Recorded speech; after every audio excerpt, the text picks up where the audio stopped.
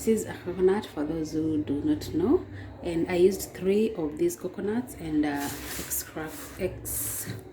extracted this. Okay guys, so I'm gonna use this to make my coconuts oil. So this is what I have.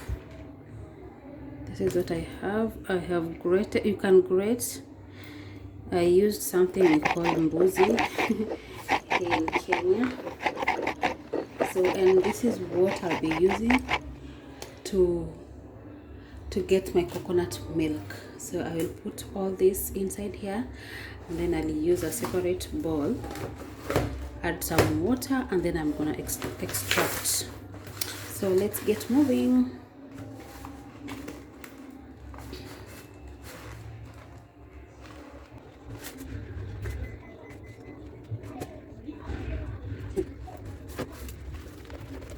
So